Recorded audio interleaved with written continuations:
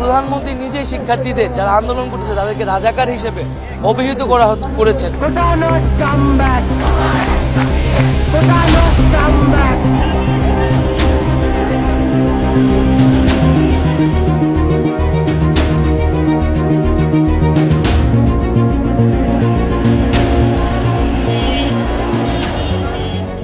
দিন যত গড়াচ্ছে ততই চাপ বাড়ছে, তবে বল ততদিনে শিক্ষার্থীদের কোর্টেই চলে গেছে। আইন শৃঙ্খলা রক্ষাকারী বাহিনীর একটা বড় অংশের মধ্যে দ্বিধা কাজ করলেও প্রতিরক্ষা বাহিনী তাদের অবস্থানটা পরিষ্কার করে দিয়েছে। দেশের স্বার্থে তারা জনগণের সঙ্গেই আছে। সেদিনের সকালটা ৮-১০টা সকালের মতো হলেও জুলাইয়ের মাঝামাঝিতে আন্দোলন শুরু হওয়ার আগের দিনগুলোর মতো অবশ্যই ছিল না। আগস্টের প্রথম সপ্তাহে চারদিকে কেবল উত্তেজনা, দুশ্চিন্তা আর শঙ্কা। দেশে বিদেশে সবাই যেন একটা শেষ দেখার অপেক্ষায়। কিন্তু তিনি ভাবেননি ওই দিনটা চলে এসেছে। ৫ আগস্টেও তিনি ভোরেই ঘুম থেকে ওঠেন। আগের রাতে অনেক দেরিতে ঘুমোতে যাওয়ার পরও আর্লি ওয়েক আপ। ফজরের নামাজে বসে দীর্ঘক্ষণ দোয়া করলেন। নামাজ শেষে এক কাপ চা নিয়ে বসলেন গণভবনে নিজের অফিস কক্ষে। চারদিকে নিরাপত্তা রক্ষী, এলিট বাহিনী এসএসএফ ও প্রেসিডেন্ট গার্ড রেজিমেন্ট পিডিআর সহ একাধিক বাহিনীর সদস্যরা গণভবনকে নিরাপত্তার চাদরে ঢেকে রেখেছেন। পুলিশ ও অন্যান্য বাহিনীতে থাকা আস্থাভাজন পদস্থ কর্মকর্তাদের সঙ্গে ফোনে কথা বলা শুরু করলেন তিনি। কারফিউ বলবৎ আছে। বাহিনীর কর্মকর্তারা কারফিউ ভঙ্গকারীদের বিরুদ্ধে কড়া পদক্ষেপ নেবেন বলে তাকে আশ্বস্তও করেছেন। জানানো হলো রাজধানীতে প্রবেশের সব পথ বন্ধ করা হয়েছে, একটা পিঁপড়াও ঢুকতে পারবে না। তিনি নাস্তা করলেন।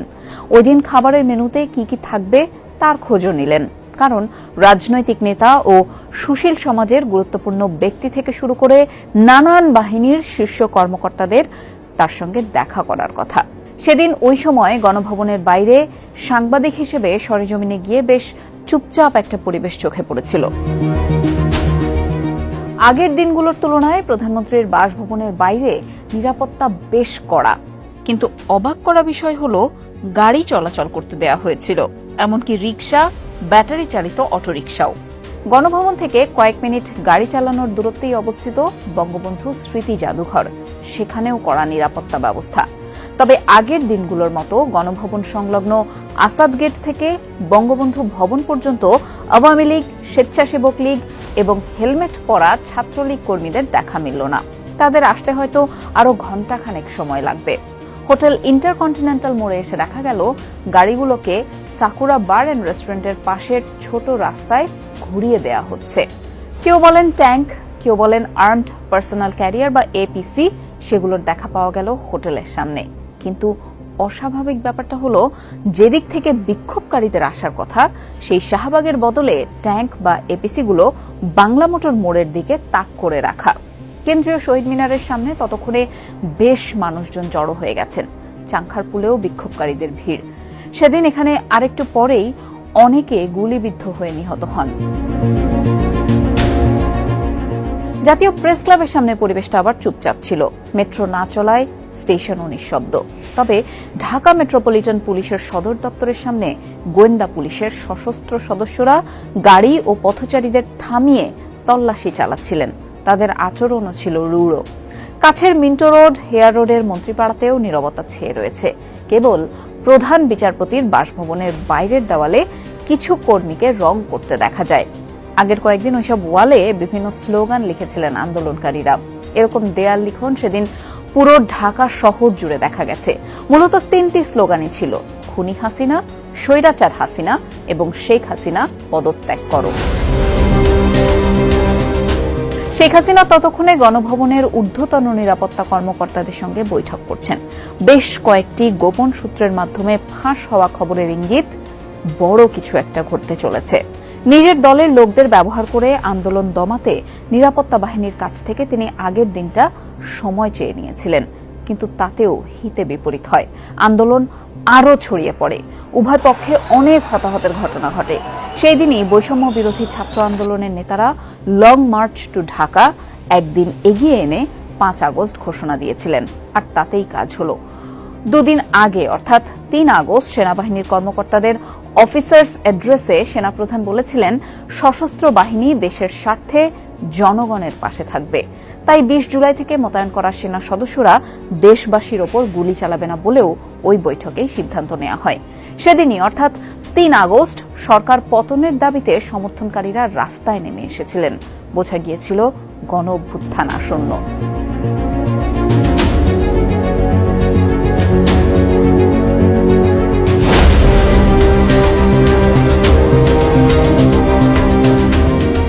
আর সবকিছুর চূড়ান্ত রূপটা দেখা যায় ৫ আগস্ট সকাল 10:30টার মধ্যে শেখ হাসিনা নিরাপত্তা বাহিনীর শীর্ষ কর্মকর্তাদের ডেকে পাঠান। তারাও শেখ হাসিনার সঙ্গে আলোচনায় বসতে চাচ্ছিলেন। ১৯৭১ সালের ১৬ই ডিসেম্বরের মতন ঢাকার পতন হতে চলেছে এমন গোয়েন্দা প্রতিবেদন নিয়ে তারা বৈঠকে যোগ দেন। পার্থক্য হচ্ছে ৭১-এ পাকিস্তানি বাহিনীকে বাংলাদেশের মুক্তিবাহিনী এবং ভারতীয় বাহিনীর যৌথ বাহিনী ঘিরে ফেলেছিল। আর ২০২৪-এ এসে শেখ হাসিনার পদত্যাগ দাবিতে বিক্ষোভকারীরা শেখ হাসিনার নিরাপত্তা বাহিনীকে তাদের ব্যর্থতার জন্য ভৎসনা করে বিক্ষোভকারীদের প্রতিরোধের নির্দেশ দেন। কিন্তু বাহিনী প্রধানরা রক্তপাত এড়াতে চান। তারা জানান, গুলি করলে আরও হতাহতের ঘটনা ঘটবে, রক্তের বন্যা বয়ে যাবে। কিন্তু তার বিনিময়ে গণভবন থেকে মানুষকে দূরে রাখার নিশ্চয়তা দেয়া যাচ্ছে না। তারা গোয়েন্দা প্রতিবেদন তুলে ধরে প্রধানমন্ত্রীকে রাজধানীর প্রবেশপথে লাখ লাখ মানুষ অবস্থান করছেন বলে জানান। ইতোমধ্যেই যাত্রাবাড়ি, সাভার, আশুলিয়া, উত্তরায় অনেককে হত্যা করেছে পুলিশ। ৫ আগস্ট সকালেই মৃতের সংখ্যা প্রায় ১০০-তে গিয়ে পৌঁছায়। তখনও ডিএমপির কমান্ড সেন্টার চালু ছিল। ঊর্ধ্বতন পুলিশ কর্মকর্তারা রাজধানীতে প্রবেশ বন্ধ করতে মাঠ পর্যায়ে নির্দেশ পাঠাচ্ছিলেন। কিন্তু বৈঠকে তাদের শীর্ষ কর্মকর্তা প্রধানমন্ত্রীকে জানান, ঢাকার পতন এখন আর সর্বোচ্চ ১ থেকে ২ ঘন্টার ব্যাপার। পরিস্থিতি এমন দাঁড়িয়েছিল যে শেখ হাসিনার সামনে তখন একটাই বিকল্প খোলা, পদত্যাগ। প্রথমবার সেই প্রস্তাব প্রত্যাখ্যান করেন তিনি। অফিসারদের ধমক দিয়ে বলেন, তাদেরকে তিনি তুলে এনে আজকের এই অবস্থানে বসিয়েছেন। এখন তারা সরকার আর রাষ্ট্রকে রক্ষা করতে পারছেন না।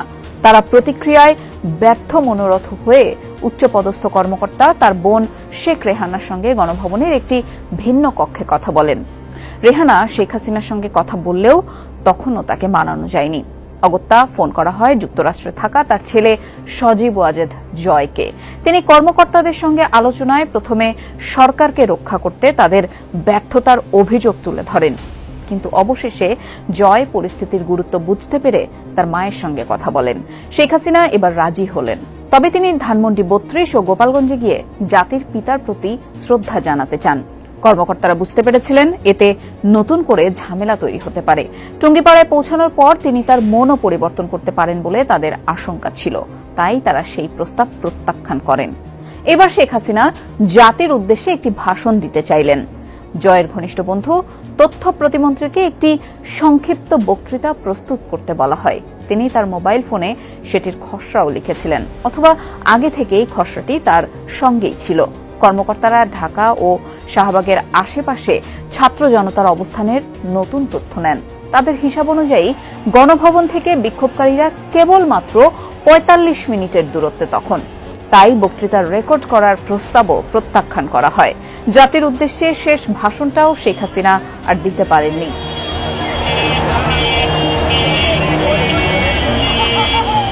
শেখ হাসিনা এরপর ভারতের প্রধানমন্ত্রী নরেন্দ্র মোদীকে স্যাটেলাইট ফোনে ফোন করে তাকে ভারতে নিয়ে যাওয়ার জন্য একটি ফ্লাইট পাঠানোর অনুরোধ করেন। মোদী সঙ্গে সঙ্গে রাজিও হয়ে যান। কিন্তু দ্রুতই আবার ফোন করে মোদী জানান, কোনো আনুষ্ঠানিক প্রক্রিয়া ছাড়া বিমান পাঠালে তা আন্তর্জাতিক আইনের লঙ্ঘন হবে। এটি তার প্রস্থানের ওপরও প্রভাব পড়বে। শেষ পর্যন্ত তাড়াহুড়ো করে ব্যাগ গোছাতে হলো তাকে। প্রথমে 4টি সুটকেস নিয়ে হেলিকপ্টারে, তারপর বাংলাদেশ বিমান বাহিনীর পরিবহন বিমান দিয়ে ভারতের পথে যাত্রা। হয়তো এর মাধ্যমেই শেখ হাসিনা তার দীর্ঘ রাজনৈতিক জীবনেরও সমাপ্তি টেনেছেন। তিনি দেশের সীমানা ছাড়ার পরপরই গণভবন ও এর আশেপাশের এলাকা থেকে সেনা প্রহরা প্রত্যাহার করা হয়। দেশের সবচেয়ে দীর্ঘমেয়াদী প্রধানমন্ত্রী সদ্য পদচ্যুত শেখ হাসিনা যখন ভারতের আকাশসীমায়, ছাত্র জনতা তখন গণভবনে।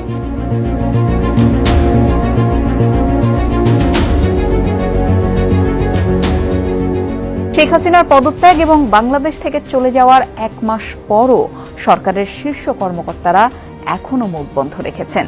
5 আগস্টের অফিসিয়াল সংস্করণটি শুধু কয়েকটি শব্দের মধ্যেই সীমাবদ্ধ ছিল। শেখ হাসিনা পদত্যাগ করেছেন। এরপর থেকে সংবাদ মাধ্যম বা অন্য কোনো প্ল্যাটফর্মে এই বিষয়ে বিস্তারিত কিছুই বা বিশদ কোনো বিবরণ দেওয়া হয়নি। বঙ্গভবন থেকে শুধু প্রধানমন্ত্রী শেখ হাসিনার পদত্যাগ পত্রটি গৃহীত হয়েছে বলে ঘোষণা দেওয়া হয়েছিল। টিবিএস এই সংশ্লিষ্ট একাধিক সূত্রের সঙ্গে কথা বলেছে এবং তিনি কোথায় পদত্যাগপত্রে স্বাক্ষর করেছেন এবং তিনি নিজেই রাষ্ট্রপতির কাছে পদত্যাগপত্র জমা দিয়েছেন কিনা সেই সম্পর্কে উত্তরও খুঁজে পেয়েছে টিবিএস। এর মধ্যে দ্বিতীয় প্রশ্নের উত্তরে একটি শীর্ষস্থানীয় সূত্র যা জানিয়েছে তা হল না, মানে তিনি নিজে গিয়ে রাষ্ট্রপতির কাছে পদত্যাগপত্র জমা দেননি। ওই সূত্রটি জানায় ওই দিন শেখ হাসিনা বঙ্গভবনে যাননি বা পদত্যাগপত্রও জমা দেননি। পদত্যাগপত্রটি বঙ্গভবনে রাষ্ট্রপতির কাছে পৌঁছে দেন এক শীর্ষ বেসামরিক আমলা। পদত্যাগপত্রটি গৃহীত হয়েছে রাষ্ট্রপতির এমন নোটের নিচে করা একটি সইয়ের মাধ্যমে। শেখ হাসিনার দীর্ঘ 15.5 বছরের শাসনামলের অবসান ঘটল। কাজটা এতটা সহজ ছিল না। শেখ হাসিনার পদত্যাগের দাবিতে ছাত্র জনতার ব্যাপক বিক্ষোভের মুখে এটি সফল হয়েছিল।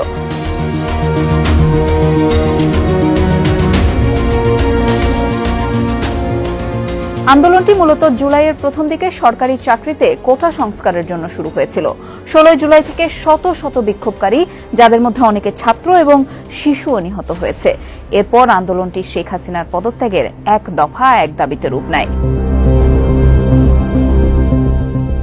শেখ হাসিনার টানা 4র্থ মেয়াদ হঠাৎই শেষ হয়ে গেল তার পুনর্নির্বাচনের মাত্র 7 মাসে মাথায়, যে নির্বাচনে শুধু তার দল, জোটের অংশীদার এবং তার নিজের দলের ডামি প্রার্থীরাই অংশগ্রহণ করেছিলেন। বিশ্লেষকরা বলছেন, গত 3 আগস্ট বাংলাদেশ সেনাবাহিনী দেশবাসীর ওপর গুলি না চালানো এবং জনগণের পাশে দাঁড়ানোর সিদ্ধান্ত 48 ঘণ্টার মধ্যে তার প্রস্থান ত্বরান্বিত করেছে। সূত্রটি জানায়, 5 আগস্ট গণভবনে 2 ঘণ্টার উত্তপ্ত বিতর্কের পর অবশেষে দুপুর 12:30টার দিকে পদত্যাগপত্রে স্বাক্ষর করেন শেখ হাসিনা। এরপর তাকে এসএসএফ সদস্যরা বঙ্গবন্ধু আন্তর্জাতিক সম্মেলন কেন্দ্রের পাশে গণভবনের কাছেই একটি জায়গায় নিয়ে যায়। সেখানে ইটের স্তূপের পাশে একটি হেলিকপ্টার অপেক্ষা করছিল। চারদিকে তখন নিশ্ছিদ্র নিরাপত্তা ব্যবস্থা। তখন ইন্টারনেটও বন্ধ ছিল। কি ঘটছে তা নিয়ে অন্ধকারে ছিল সাধারণ মানুষ।